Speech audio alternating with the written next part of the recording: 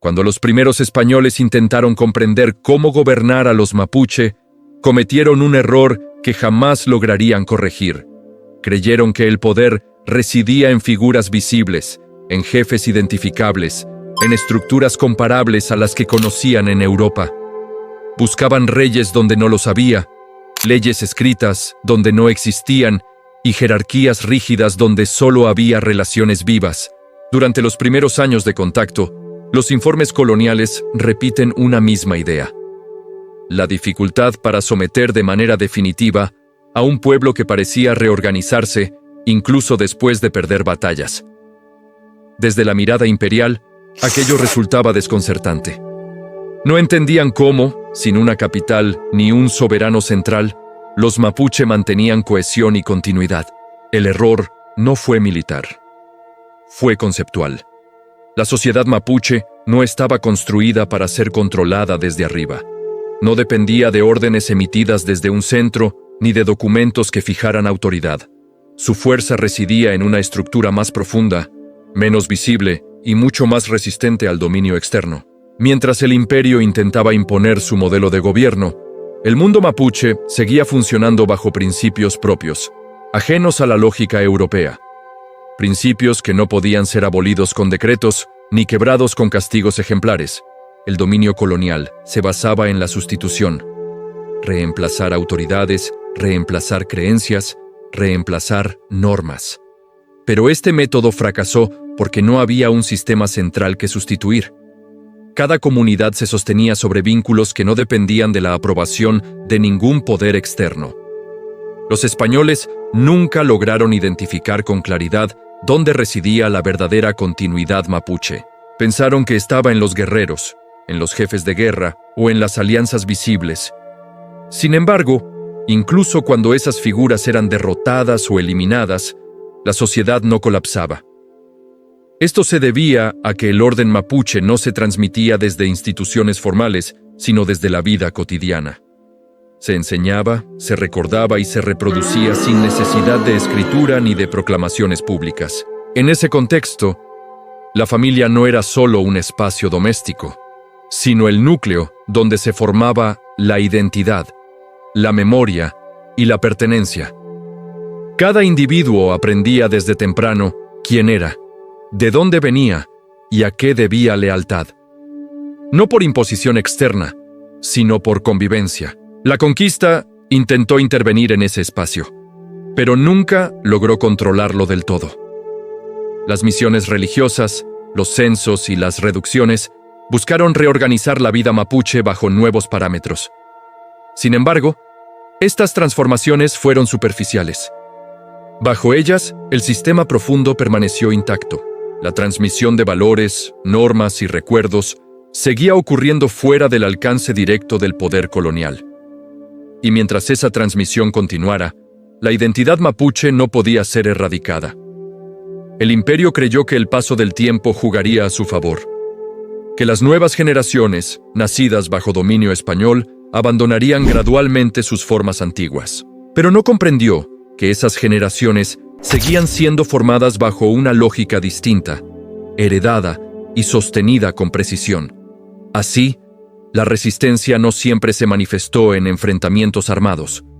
Muchas veces fue silenciosa, cotidiana y persistente. Una resistencia que no necesitaba proclamarse porque estaba integrada en la forma misma de vivir. Ese fue el verdadero desafío para el dominio colonial. Enfrentarse a una sociedad que no podía ser desmontada porque no estaba construida como ellos creían. Con el avance de la dominación española, la incomprensión comenzó a transformarse en desgaste. Las autoridades coloniales acumulaban informes, cartas y quejas donde se repetía una misma sensación: nada parecía definitivo. Las campañas militares lograban resultados momentáneos, pero no consolidaban el control. Las comunidades mapuche retrocedían, se dispersaban y luego reaparecían, como si el poder imperial nunca lograra fijarlas en un estado permanente de sometimiento. Desde la mirada europea, aquello solo podía explicarse como desorden o falta de estructura. No comprendían que precisamente esa ausencia de rigidez era una fortaleza. La sociedad mapuche no necesitaba conservar una forma exacta para mantenerse viva. Bastaba con preservar sus vínculos esenciales. Los intentos por imponer un nuevo orden se centraron en transformar la vida cotidiana. Se introdujeron nuevas normas, nuevas obligaciones y nuevas referencias de autoridad. Pero estos cambios chocaron con una realidad que el imperio no supo leer. El aprendizaje fundamental no ocurría en espacios públicos, sino en el interior de la comunidad. Desde la infancia, cada individuo era integrado a una red de relaciones que definía su lugar en el mundo. No se trataba de una identidad abstracta, sino de una pertenencia concreta, sostenida por el trato diario, por la palabra compartida y por la observación constante de los mayores. Este aprendizaje no podía ser sustituido por la instrucción colonial. Las autoridades españolas intentaron, una y otra vez, identificar puntos de control estables. Buscaron figuras a las que pudieran responsabilizar, castigar o cooptar. Pero cada vez que creían haberlo logrado, descubrían que el sistema no dependía exclusivamente de esas personas. El reemplazo de un líder visible no alteraba el funcionamiento profundo de la sociedad. El parentesco cumplía aquí un rol decisivo, no como simple relación de sangre, sino como mecanismo de continuidad social. Cada vínculo implicaba deberes, expectativas y responsabilidades que no necesitaban ser formalizadas. La lealtad no se exigía mediante juramentos escritos, sino que se asumía como parte natural de la vida. Esta lógica resultó profundamente desconcertante para el imperio. Acostumbrado a estructuras jerárquicas, no supo cómo enfrentar una organización que funcionaba de manera distribuida. El poder no se concentraba en un solo punto, por lo que no podía ser neutralizado con un solo golpe. Incluso cuando se lograba imponer una presencia permanente en ciertas zonas, el control seguía siendo frágil. Las comunidades aceptaban algunas imposiciones externas, pero conservaban su propio orden interno. El dominio era parcial, nunca absoluto. Los españoles confundieron adaptación con rendición. Interpretaron ciertos cambios externos como señales de sometimiento definitivo. Sin embargo, estos cambios no implicaban la renuncia a la identidad. Eran estrategias de supervivencia en un contexto adverso. Mientras el imperio celebraba avances administrativos, la vida mapuche continuaba reproduciéndose bajo sus propios principios. La transmisión del conocimiento no dependía de instituciones que pudieran ser clausuradas. Vivía en la experiencia compartida y en la memoria colectiva. Este fenómeno explica por qué, pese a los siglos de presión, la identidad mapuche no se disolvió. No estaba anclada a símbolos que pudieran ser destruidos, ni a leyes que pudieran ser derogadas. Estaba inscrita en la forma misma de relacionarse entre generaciones. La resistencia, en este sentido, no fue siempre consciente ni planificada como una estrategia política. Fue, muchas veces, una consecuencia natural de la continuidad cultural. Vivir según sus propias normas era, en sí mismo, un acto de afirmación frente al dominio externo. El imperio nunca comprendió que estaba enfrentándose a una estructura que no podía ser desmontada sin destruir por completo la vida cotidiana de las personas. Y esa destrucción total nunca fue posible. Así, el poder colonial avanzó, pero siempre sobre un terreno inestable. Gobernaba la superficie, pero no el fondo. Controlaba ciertos espacios, pero no la lógica interna que los sostenía. En esa brecha entre dominación aparente y autonomía real, el mundo mapuche encontró la forma de perdurar. Con el paso de las décadas, el poder colonial comenzó a mostrar signos de cansancio. No se trataba de una derrota clara ni de un colapso inmediato, sino de un desgaste constante, difícil de medir y aún más difícil de corregir. Las autoridades cambiaban, las estrategias se renovaban, pero el resultado seguía siendo el mismo. El dominio nunca se volvía definitivo. Los informes oficiales revelan una inquietud creciente. El territorio podía ser recorrido, incluso ocupado por periodos prolongados. Las comunidades parecían aceptar ciertas condiciones solo para reorganizarse después. El imperio gobernaba, pero no lograba transformar. Este fenómeno no podía explicarse únicamente por la geografía ni por la capacidad militar mapuche. había algo más profundo, una forma de organización que absorbía el impacto del dominio externo sin quebrarse. La sociedad mapuche no se sostenía en una estructura rígida, sino en una red flexible de relaciones que se ajustaba sin perder coherencia. Cada intento de centralización colonial chocaba contra esa flexibilidad. Cuando el poder intentaba fijar fronteras definitivas, las comunidades respondían con movilidad. Cuando se imponían autoridades reconocidas por el imperio, su influencia real era limitada. La legitimidad no provenía del nombramiento externo, sino del reconocimiento interno. El parentesco volvía a ser clave. No como una simple herencia familiar, sino como una forma de organización social completa. Las obligaciones no estaban dictadas por leyes escritas, sino por vínculos que no podían romperse sin consecuencias profundas. El individuo no actuaba de manera aislada, sino como parte de una red que trascendía su propia vida. Esta red hacía posible una resistencia que no dependía de órdenes centralizadas. No era necesario convocar a todos para actuar. Bastaba con que cada grupo supiera cuál era su lugar y cuáles eran los límites que no debía cruzar. Así, la sociedad se regulaba a sí misma incluso bajo presión externa. El imperio interpretó esta dinámica como indisciplina o falta de compromiso. No entendió que estaba frente a una lógica distinta de autoridad. Para los españoles, obedecer era cumplir una orden. Para los mapuche, la obediencia estaba ligada a la pertenencia y al equilibrio interno. Este malentendido tuvo consecuencias profundas. Las sanciones coloniales, diseñadas para castigar la desobediencia individual, resultaban ineficaces en una sociedad donde el peso del comportamiento recaía en la relación con el grupo. El castigo no destruía la red, muchas veces la reforzaba. A lo largo del tiempo, la administración imperial se vio obligada a negociar, no por debilidad inmediata, sino por necesidad práctica. El costo de imponer un control absoluto resultaba demasiado alto. Así, se estableció una convivencia tensa, marcada por acuerdos frágiles y rupturas constantes. Esta situación no fue un accidente histórico. Fue el resultado directo de un sistema social que no podía ser absorbido por completo. La autonomía mapuche no se mantuvo porque el imperio lo permitiera, sino porque no pudo eliminarla sin desmantelar toda la vida comunitaria. Mientras tanto, la memoria colectiva seguía operando.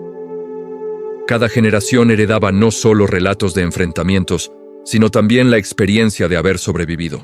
Esta experiencia moldeaba una forma de actuar cautelosa, adaptativa y profundamente consciente de los límites del poder colonial. El tiempo, que el imperio creía su aliado, se transformó en un factor de desgaste. Cuanto más se prolongaba el conflicto, más evidente se volvía la imposibilidad de una victoria total. La resistencia no se agotaba porque no estaba concentrada en un solo frente. Así, el poder colonial quedó atrapado en una situación ambigua. Ni podía retirarse sin perder autoridad, ni podía imponer su dominio completo sin un costo insostenible. La sociedad mapuche, en cambio, continuaba reproduciéndose, adaptándose y manteniendo su identidad. Este equilibrio inestable se sostuvo durante generaciones. No fue el resultado de una estrategia planificada en términos modernos, sino de una forma de vida que había aprendido a sobrevivir sin depender de estructuras externas. En ese contexto, la resistencia dejó de ser un acto extraordinario para convertirse en una condición permanente. Vivir según sus propias normas era, al mismo tiempo, una forma de persistencia y de afirmación. El imperio nunca logró resolver esta contradicción. Gobernaba sin dominar del todo, mandaba sin transformar. Y en ese límite comenzó a revelarse el verdadero alcance del sistema mapuche. Al llegar a este punto, la conclusión se vuelve inevitable. El dominio colonial no fracasó por falta de fuerza ni por ausencia de voluntad. Fracasó porque intentó someter una sociedad cuya base no coincidía con ninguna de sus categorías conocidas. El poder español estaba diseñado para imponerse sobre estructuras visibles. El mundo mapuche se sostenía sobre vínculos que no podían ser señalados ni destruidos sin aniquilar la vida misma. A lo largo del tiempo, El imperio comprendió parcialmente esta limitación, aunque nunca logró resolverla. Optó por convivir con una autonomía incompleta, por negociar donde no podía mandar y por tolerar lo que no podía erradicar. Esta aceptación no fue una concesión moral, sino el reconocimiento práctico de un límite insuperable. La razón profunda de ese límite residía en la forma en que la sociedad mapuche se reproducía. No necesitaba instituciones permanentes ni autoridades centralizadas para mantenerse. Su continuidad estaba asegurada por la relación entre generaciones, por la transmisión constante de normas, recuerdos y formas de entender el mundo. Mientras esa transmisión existiera, la identidad no podía desaparecer. El imperio nunca consiguió intervenir de manera total en ese proceso. Podía influir en la superficie, pero no en el núcleo. Cada intento de transformación generaba adaptaciones, no rupturas. La sociedad mapuche absorbía la presión externa y la redistribuía internamente sin perder coherencia. Esta capacidad de adaptación no debe confundirse con debilidad. Al contrario, fue una de sus mayores fortalezas. La ausencia de rigidez permitió sobrevivir a contextos cambiantes sin renunciar a lo esencial. La identidad no estaba fijada a una forma única, sino a una lógica compartida. El poder colonial, en cambio, dependía de la permanencia de sus estructuras. Cuando éstas se debilitaban, el control se volvía frágil. Cada cambio de autoridad, cada crisis interna, abría fisuras que la sociedad mapuche sabía aprovechar. No siempre de manera consciente, pero sí efectiva. Así, el tiempo jugó un papel decisivo. Lo que debía consolidar el dominio terminó erosionándolo. La resistencia no se agotó porque no se expresó únicamente en enfrentamientos directos. Vivía en la persistencia de una forma de organización que no podía ser reemplazada. Este fue el fracaso más profundo del proyecto colonial. No haber comprendido que el verdadero poder no siempre se manifiesta de manera visible. Que existen sociedades cuya fortaleza reside precisamente en aquello que no puede ser capturado por la administración ni por la fuerza. La historia posterior confirmó esta realidad. Aun cuando el contexto cambió y surgieron nuevas formas de dominación, la base social mapuche siguió operando. No como un vestigio del pasado, sino como una continuidad viva.